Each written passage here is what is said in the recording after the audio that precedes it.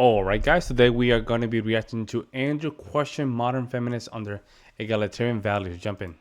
Subordinate to men in regards to making decisions when married. And so I was curious on this. It sounds like you kind of disagree with this sort of sentiment. I guess maybe a jumping off point, and we can get into more broad general conversations related to that. Does anybody kind of agree with her when it comes to, like, should women be subordinate to men when married? Ask Kanye West. Didn't he just show us that's like being subordinate, right? What? His naked wife on the Grammy red carpet, she submitted to him to do that. Allegedly, that's her idea. Like she really enjoys being naked, from what I hear. Pre Kanye West, there was not a lot that was stopping that woman from taking her clothes off for anybody who she could take them off for a camera. So just pointing that out. I think subordinate's an interesting word. I do believe that men should be the leader in most situations and relationships. But when I look at marriage specifically, it's I hate the word partner because it's like so co-opted, but you're supposed to be complementary to each other, right? Like we bring out the best and we demand the best out of each other. So I think women are a really good soundboard for men, and like the best relationships, they take advice from each other. But I do think that there needs to be a leader in the relationship, and it typically should be the man. Does anybody agree with that? I agree with that. Or do you guys think I don't know what the S word means. subordinate? Yeah.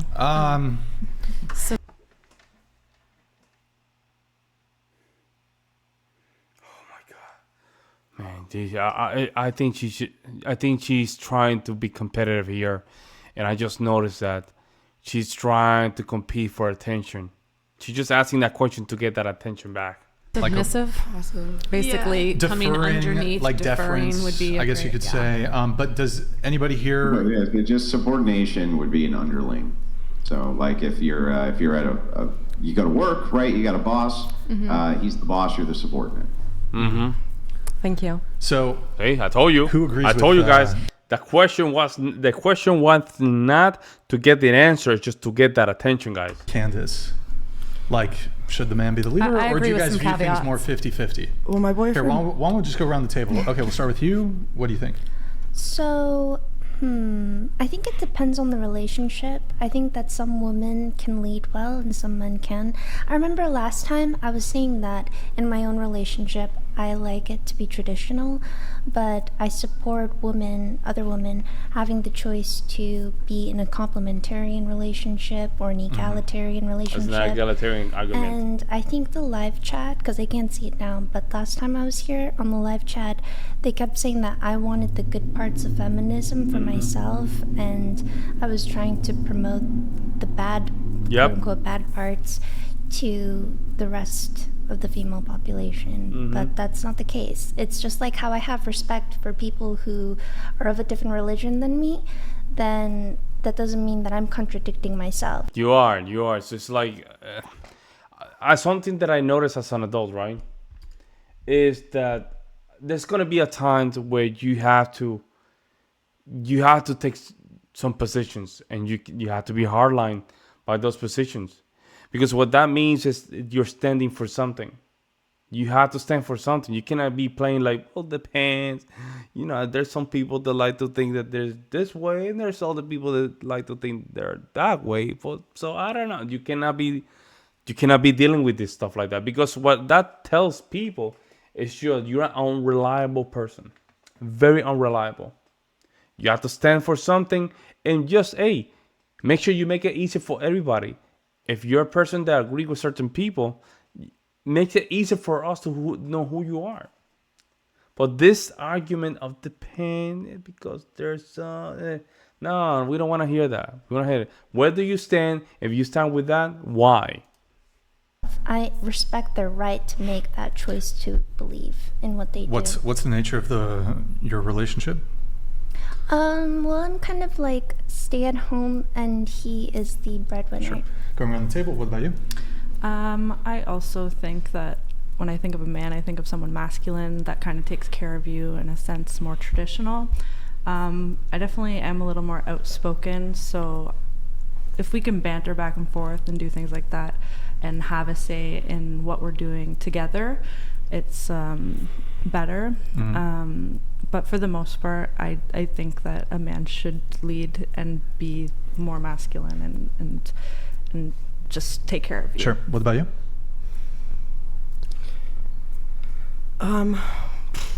It's a tricky question. I think it's also she almost couldn't say anything. Smoking. She smokes. It's a tricky question. I think it's all circumstantial, and every individual relationships are different. Single mom body. And How do you want your relationship to be? My relationship, I'm here on this podcast, and my boyfriend was not down. So, like, but also, like, I paid for it all myself. So unless, like, you know, he was paying all the bills and stuff, maybe, like, I would consider not coming onto the podcast. But since I'm... Because of hypergamy. You see, guys? The reason she doesn't respect her boyfriend currently is because she already receiving the energy of hypergamy from someone else. That is her current boss. That's why females going to work is a very complicated thing. Very complicated. She's now getting the hypergamy energy from her current job. It's 50-50, then, like, I can kind of do what I want. Okay. What about you, Carly? Yeah, I think it really depends on the Oh, maturity. look at this, guys. Look at how she's looking at Andrew after that statement. Look at that.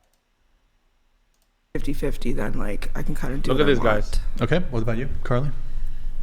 Yeah, I think Yeah. it really depends on the maturity levels of each partner. Not liking.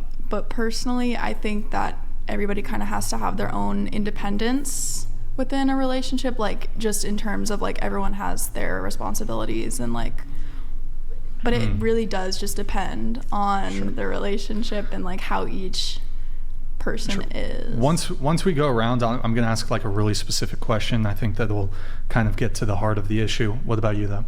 Yes, I agree, except again, there's so many caveats because there's all this pressure on men to, be the leader, but men don't even know themselves. So you're asking them to do something they don't know how to do and they haven't been taught to do. So this is why we get into all of the mix of the problems of what you see in a relationship of the woman doesn't want to follow the lead because the lead doesn't know how to lead. And then she can't trust the lead, and then it's a shit show. All right, she doesn't know how to be a follower. You see how I can do this too. I can do this too. Like, he doesn't know how to lead, the females don't know how to follow. That's a very stupid argument to make. Being a follower is a skill as well, because our ego and our pride can get in the way and not being good followers. So Andrew can smell that. Look at that. Lily? I think it's really See. Andrew knows. This is just a stupid argument. and then it's a shit show. Sure. Lily?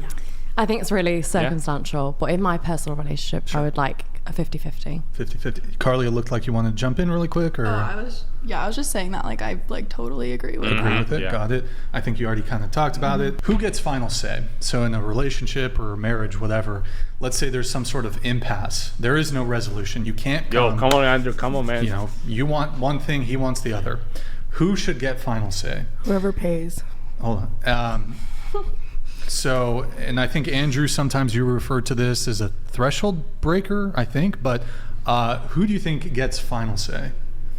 Or would you, I guess, either in your own dynamics, who should get final say? What do you think? Starting with you, Ayla. Like, it depends on the thing. I'm confused. Sure. Like, if you're disagreeing over, like, where should we move? Sure. I don't know, probably you should bet on it, or, like, see who would want to pay more given that you had the money. Or make prediction markets to figure out. I don't know. I don't think I operate by these norms, but I know a lot of people do. Sure. What do you think? I think it's going to depend on the situation. Oh, Obviously, man, this word, depend, bro. Oh, my God, guys. Depend. Guys, when you use depends, you can use it, but when they use it a lot, just diminish the conversation, guys. It just diminish the conversation because it's just bringing the conversation back to zero. So it doesn't move from there, because you can now make an argument after the pen, but that argument means nothing because it's just at the pen. Like, it should not be an argument. It should not be a word used in an argument. with. So to do something that is going to damage the relationship or blatantly disrespect the other person's not going to end up you're not going to end up with a thriving relationship. But it's like nothing's without consequence at the same time. So it's trusting your gut. Like if you trust your husband fully and he's like, this is a terrible idea, maybe consider the option that you're wrong and that he's right, and vice versa. So if you're telling him not to do something, and this happens a lot, if you talk to anyone in business, the wife will be like, that person had a really sketchy feeling, I don't think that this investment is good. The dude ignores the woman's intuition and the thing just like crumbles, right? So it's looking at the history of the relationship too. It's like, how often has he been right about this thing and you've been wrong, and vice versa. Andrew, if I have you jump in really quick, do you want to provide maybe a good example of like a impasse sort of situation that could arise in like a relationship or marriage, just for use as an example here? Well, I mean, a very common one is just money. So the idea of how money is used or spent in a relationship versus not spent in a relationship is one of the number one disagreements that men and women have. So the idea is, if you can't come to an agreement on how money is spent or what school the kid should go to, which might infer spending money as well, right? Ultimately, there's only two of you, right? So either a third party has to break this threshold barrier, or one of you ultimately has to be the decider. Otherwise, how do you essentially how do you come to an agreement if both of you disagree? Like how is that done if one person ultimately doesn't end up with the final say? I don't think one person holds that position permanently. So, and then it's also going to be who acts on it first. So typically women are the ones that set all of the appointments, pay the school tuition if they're going to a private school, set up the doctor's appointments. They make 60 to 80% of all of the household purchases. So if you're just looking at behavior, you'd say women are, but that could be the man saying no and they're just making that decision anyways. So I'm not really sure that any of that would matter though. So I understand it's what you're saying. what's being acted on right now, right? So like whether or not that's right or that's helpful for a healthy relationship, like that's a whole different conversation. But what is happening is women are. I'm not sure it's actually pertinent to what I'm saying though. So I understand what your position is. You're saying, hey, look, women already have lots of household responsibilities, and so they're in a decision-making role already. We're not really discussing that though. No, I'm saying that they're actually executing the decision already. Yeah, well, they're executing the decision at the behest of the husband, though. That right? So this is the consent of the husband. Essentially, is going into this decision-making meeting. She's doing the day-to-day activities because he's saying you should do these day-to-day activities. Right? He doesn't have any disagreement with that. It's when there's disagreement within that, who becomes the arbiter? Then how do we find this threshold breaker between two people for who makes the determination or who has the ultimate say? Again, I don't think anyone holds that permanently, so it's trusting your partner. See, but trusting your partner, like you guys never do. Like this is a problem when they say trusting your partner while trusting your judgment. Trusting your judgment. How can I trust your judgment? Like they say these words that mean nothing, guys. Trust, love, trust. Very subjective terms. And they do this on purpose, guys. They do this on purpose. It's to keep the conversation on zero. And a lot of guys, they'll receive this and they will say, okay, yeah, that makes sense. Because we're not, logically, it sounds good. So logically, when we hear it, it's like, okay, that makes sense. But if you really think about it, through it, and just try to really listen to what they're saying, it means nothing, guys. Trust is only built by what? Making sure that you're not lying, you're not being stupid, you're not arguing, you're not checking people's phone. You know what I'm saying? There's a lot of ways you build trust. It's not just simply trusting. It's crazy, man. I don't know. Yeah, I'm not saying that. Well, okay. If they don't hold it permanently, right? But let's say the man considers himself to be in the position of authority and has been in the position of authority, right? This still doesn't really get to the heart of the question of if there's a disagreement and they can't reconcile it. You say, well, the man doesn't hold that permanently. It's like, okay, great. But what I'm saying is when you can't reconcile the disagreement, you both disagree, who gets to ultimately make the decision? Whether you think that it's a permanent basis for a man to be in control of it or not, I don't even. It just, they don't want to give. They want the reward. They want the rewards. They only want the rewards when everything goes well, but they don't want to have the rewards when everything goes to shiitakes. That's why they wanted to say, well, it's all the pain, yeah. Because if things goes bad, they want to blame the man. See? And things go well, see, what's my plan? That's what it is, man. Let me know what you guys think. I'll see you in the next one.